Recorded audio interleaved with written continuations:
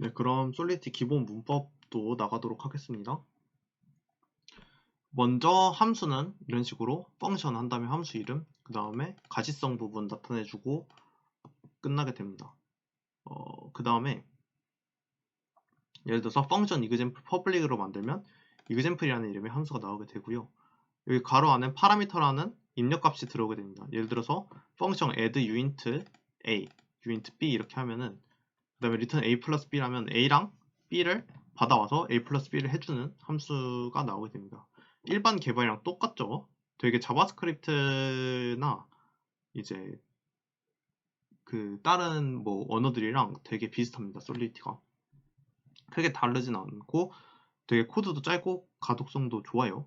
하지만 길게 쓰면은 절대 안 되고 가스비를 고려해서 써야 되고 또 일반 개발해야 되는 용어에 비해서 또 제한적인 부분이 많기 때문에 특히 이제 가스 비용 때문에 좀 최대한 간결하고 가스가 덜 나오는 방향으로 써야겠죠.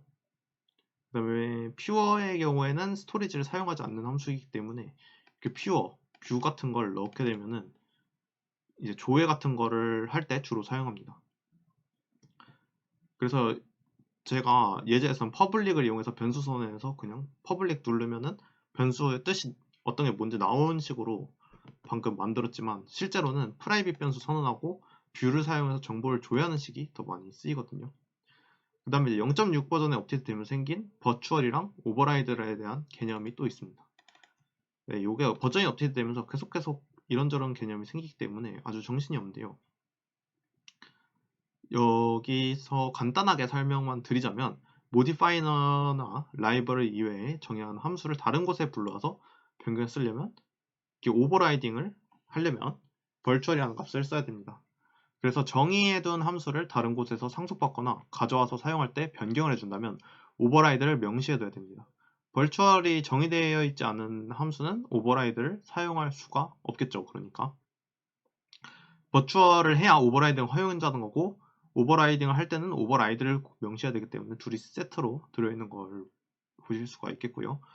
이제 ERC20에서는 IERC20이라는 인터페이스를 가져와서 오버라이딩을 계속하게 됩니다. 그렇기 때문에 벌추얼과 오버라이드가 ERC20 표준 함수에서 이제 여러 번 정의가 됩니다. 이건 0.6 버전에서 업데이트 된 거기 때문에 0.6 버전 이하의 토큰에서는 보실 수가 없을 거고요.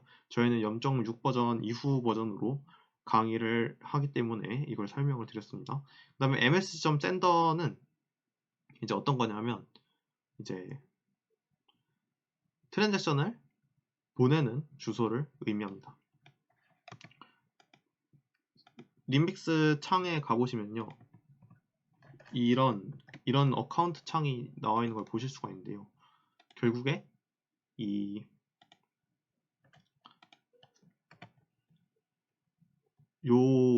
여기 들어있는 이 값이 ms.sender 그러니까 트랜잭션을 보내는 사람의 주소를 ms.sender라고 보시면 되겠습니다. 그래서 이제 트랜스퍼 할 때는 보낸 사람은 항상 ms.sender겠죠. 내가 보낸 사람이 사인을 해줄 거니까. 그다음 또 모디파이어라는 것도 알아두셔야 됩니다. 모디파이어는 어떤 거냐면 리콰이어문을 계속해서 이런 식으로 걸어서 쓸 수가 있는데 이런 리콰이어문이 계속해서 반복해서 쓰게 된다면 코드가 되게 길어지고 가시성이 떨어지게 돼요. 그런 경우에 모디파이어로 한번 바꿔서 예를 들어서 오너만 할 수 있는 함수 관리자 권한 함수를 만약에 만든다 하면 only 오너라는 모디파이어가 있어서 이건 되게 자주 쓰이거든요. 그래서 이제 require 문을 계속 반복되는 그 조건을 검사해주는 구문이 있다면 모디파이어로 빼는 게 더 맞고요. 모디파이어를 끝날 때는 이렇게 짝대기 땡땡 해가지고 모디파이어를 통과할 시에는 빠져나가서 다음 걸로 계속 실행되게 만들고요. 리콰이어에서 걸리게 되면 이렇게 에러 메시지를 줘가지고 어디 부분에서 에러가 난지를 표시할 수 있게 도와줍니다. 이런 리콰이어문이나 모디파이어 같은 거에 에러 메시지를 쓰는 부분이 상당히 중요한데 그 이유는 이제 어디서 오류가 났는지 디버깅을 더 쉽게 해줄 수 있기 위해서고요. 예전 버전에선 또 이 리콰이어문에 있는 오류 메시지를 표시할 수가 없어서 스마트 컨트랙트에서 뜨는 오류 코드가 딱 하나였어요. EVM 뭐 리버티드 뭐 이런 식으로 떠가지고 어디서 오류가 났는지 찾려면 스마트 컨트랙트 코드가 막 연결되고 길면은 진짜 머릿속으로 다 생각을 해가지고 찾아냈어야 됩니다. 실제 코드를 계속 테스트해가지고 이제 찾아낼 수가 없고 머릿속으로 다 그 플로우를 다 생각해가지고 아 이때쯤에 이것 때문에 이런 오류가 났을까라고 생각하고 똑같은 상황에서 테스트해보고 하는 식으로 해야 되기 때문에 상당히 어렸었는데 이제 리퀘어문을 잘 쓰시면 어디서 에러가 난지 이제 바로바로 찾을 수 있겠죠. 그 다음에 민트라는 함수를 그래서 only owner를 이용해서 만들어 보겠습니다. 민트를 쓰고 함수 이름을 쓰면 민트라는 함수인데 이제 account라는 이름의 어드레스를 받고 amount라는 이름의 숫자 값을 받아서 only owner만 실행할 수 있게 모디파이어를 걸고 하겠다. 이런 식으로 모디파이어를 정의하면 이런 식으로 함수 정의할 때 같이 써주면 이 조건문을 통과한 애들만 이 함수가 실행되는 겁니다. 지금은 어드레스가 0이 아닌 경우에 그 다음에 가 추가됐죠. 그 다음에 only owner를 통해서는 이제 관리자만 할 수 있게 만들었고요. 그 다음에 총 공급량 플러스 여기에 민트하는 양만큼. 민트는 총 공급량을 특정 계정에다가 이제 민트 추가적으로 만들어주는 겁니다. 그래서 맨 처음에 컨스트럭터에 민트 보통 많이 넣고요. 관리자 권한만 많이 넣습니다. 왜냐하면 관리자만 토큰에 대한 발행량을 갖고 있어야 되는 거죠. 이게 스마트 컨트랙트는 이제 화폐 같은 지폐 같은 걸로 많이 비유를 제가 드는데요. 그 이유가 바로 관리자가 마음대로 이런 민트 함수를 이용해서 발행할 수 있기 때문입니다.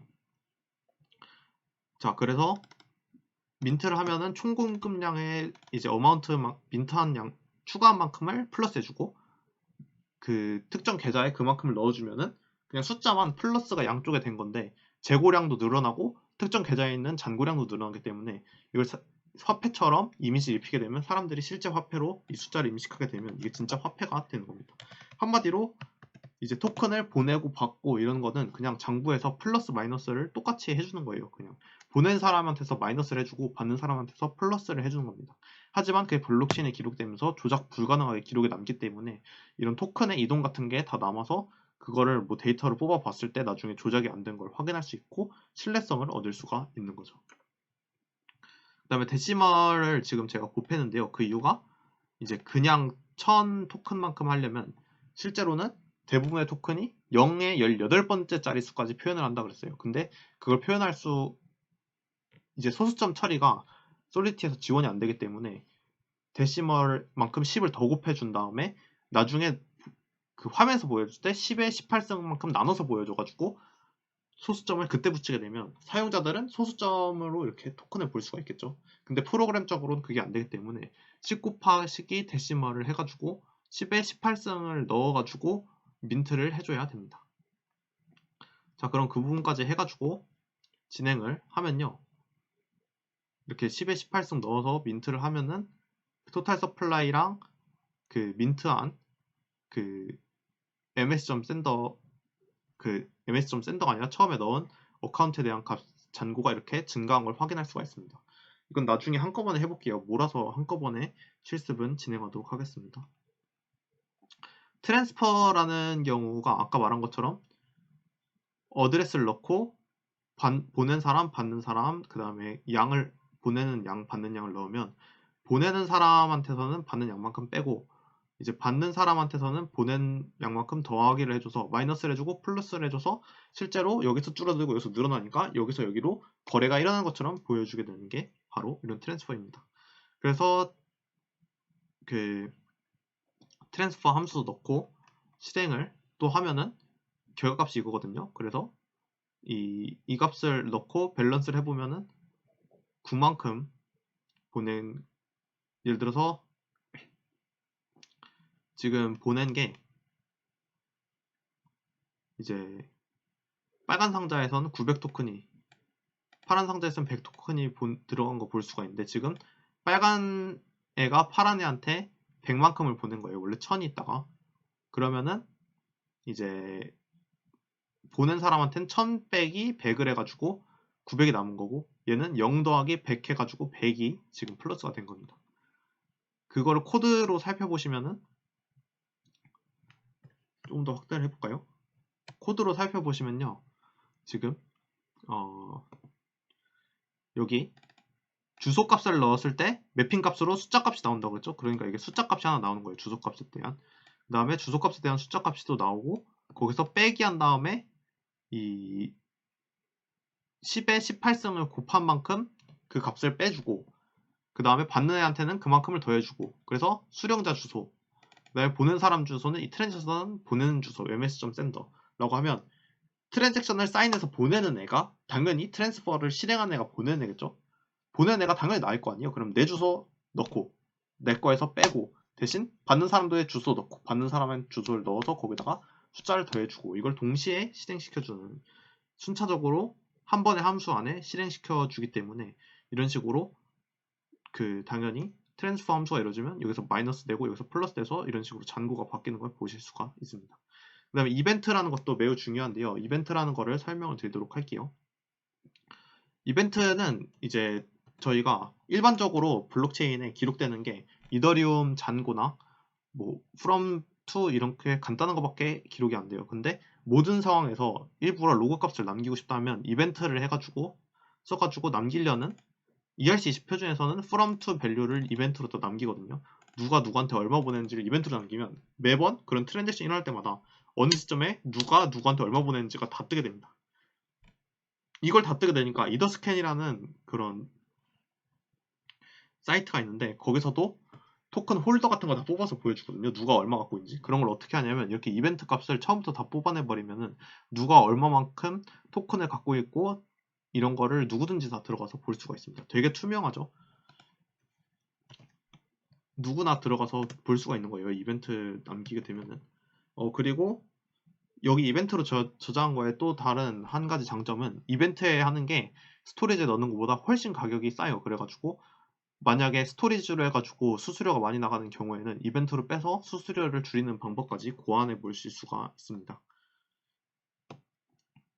그 다음에 그래서 에미트 트랜스퍼 이런 식으로 해서 아까 이벤트로 해가지고 저희가 받는 사람 from, 보낸 사람 to, 받는 사람 value, 받는 양 해서 이제 보낸 사람, 받는 사람, 받는 양 이런 식으로 넣어주면 저희가 이거를 통해서 다 기록을 하고 남길 수가 있겠죠.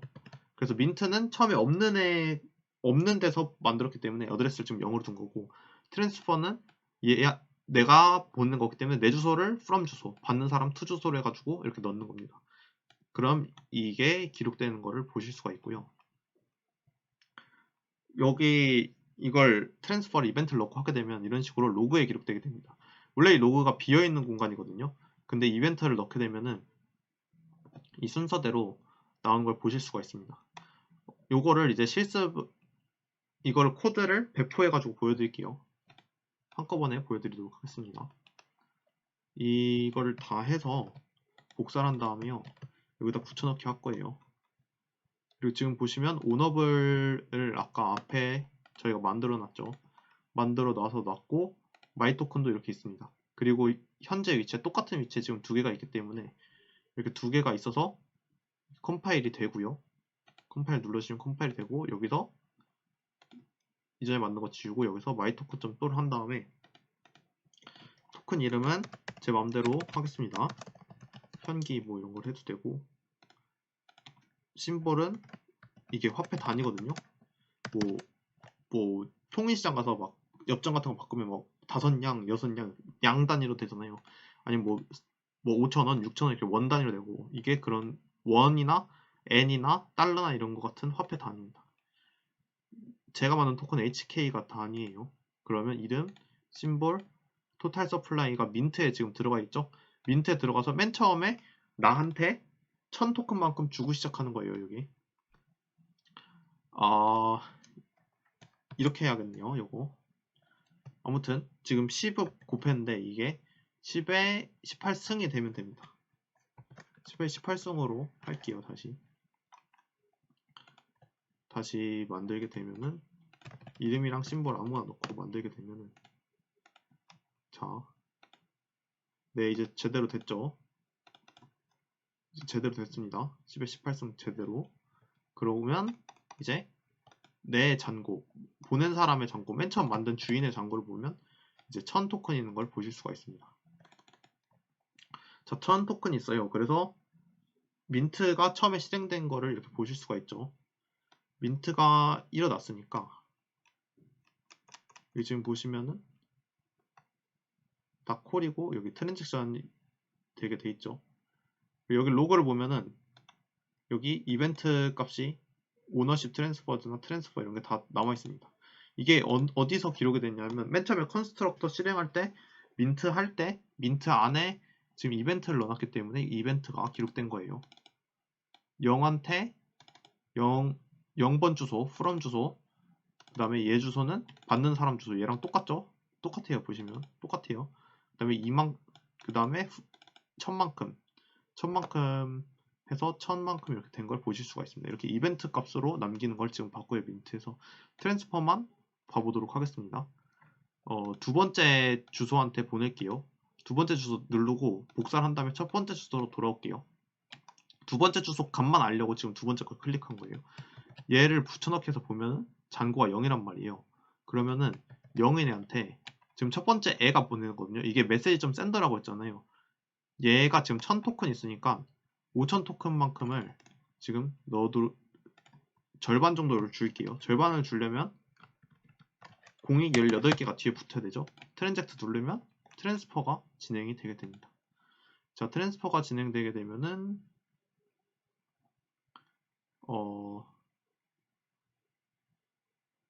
트랜스퍼 됐죠. from to 해서 하고 잔고를 살펴보면 이렇게 5000 토큰이 있는 걸 보실 수가 있고요.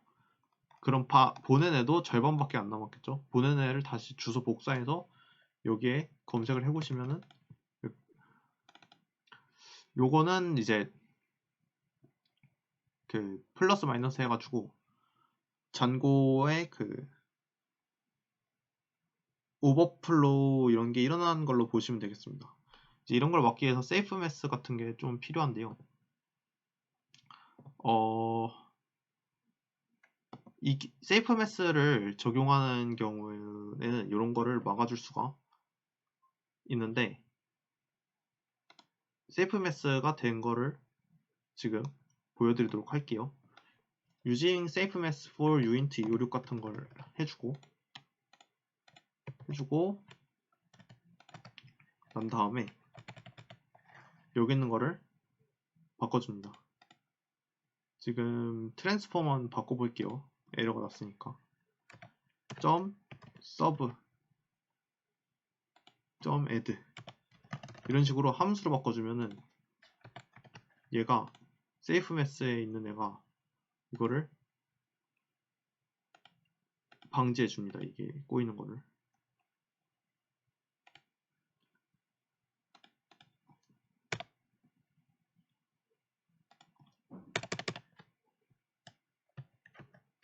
여기 인풋 세이프 매스를 안 해서 그래요. 세이프 매스를 가져와서 해주시면요. 자, 이렇게 되고요. 다시 배포를 하겠습니다. 다시 배포를 해가지고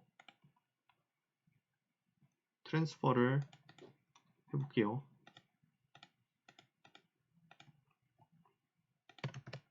네, 지금 제가 한 게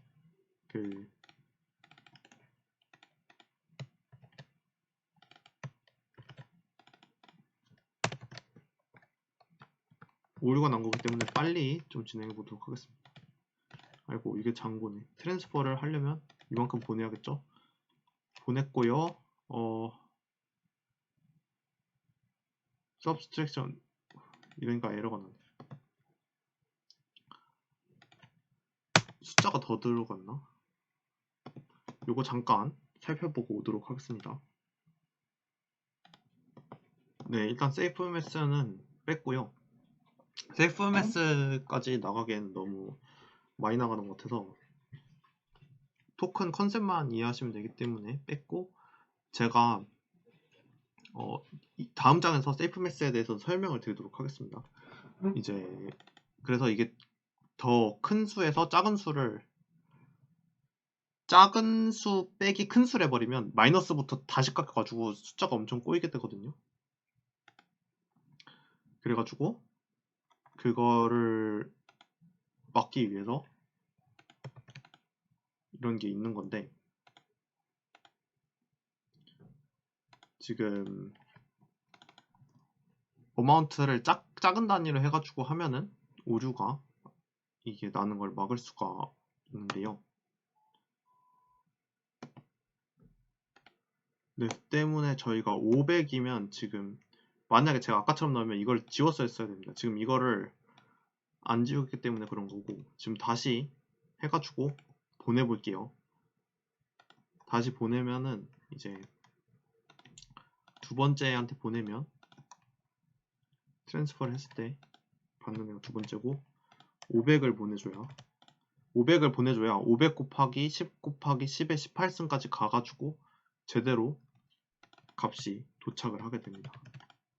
안 그러면은 아까는 10의 18승에다 10의 18승을 더 곱한 거였어요. 보시면 네, 500씩 이만큼 간 걸 볼 수가 있겠죠. 예를 들어서 10을 보낸다라고 하면요, 보내고 얘 걸 보면 얘 거에서 이제 이쪽이 빠진 걸 볼 수가 있겠죠. 그럼 받는 애 주소도 살펴보면요, 이만큼 늘어난 걸 보실 수가 있습니다. 이렇게 플러스 마이너스가 들어가는 거를 보시면 되겠고요. 여기에 로그 값에 이벤트가 남은 것도 확인을 할 수가 있겠죠. 근데 지금 네, 이걸 조금 살펴봤는데 보시면은 제가 리턴 트루를 위에다 놔가지고 트랜스퍼 되기 전에 이게 잘렸습니다. 지금은 트랜스퍼 이렇게 하게 되면요, 하게 되면 지금 방금 생겼죠? 이렇게 로그 보면 찍힌 걸 보실 수가 있습니다. 네, 그래서 이렇게 이벤트가 여기 남는 게 되게 중요한 게, 이벤트를 나중에 뽑아가지고 이벤트만 따로 뽑아서 뭐 데이터베이스에 저장시켜서 크로스 체크 테스트 같은 거 할 때 크로스 체크할 때 쓸 수 있고요. 이벤트 데이터만 뽑아내서 이것저것 다 할 수가 있기 때문에 이런 이벤트 데이터가 상당히 중요하다고 보실 수 있겠습니다.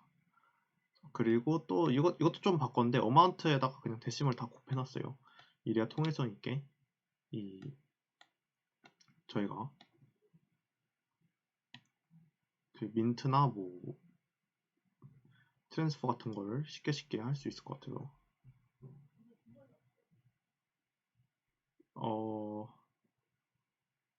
여기다가 데시멀 넣었으니까 여기서는 빼도 되겠네요.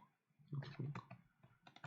그러니까 이게 그걸 생각해서 더하거나 빼주시면 됩니다. 이게 소수점 처리를 지원을 할지 아니면은 그냥 그 입력값에서 넣을지. 근데 입력값에다 그냥 넣는 거를 하고 이렇게 빼도록 할게요.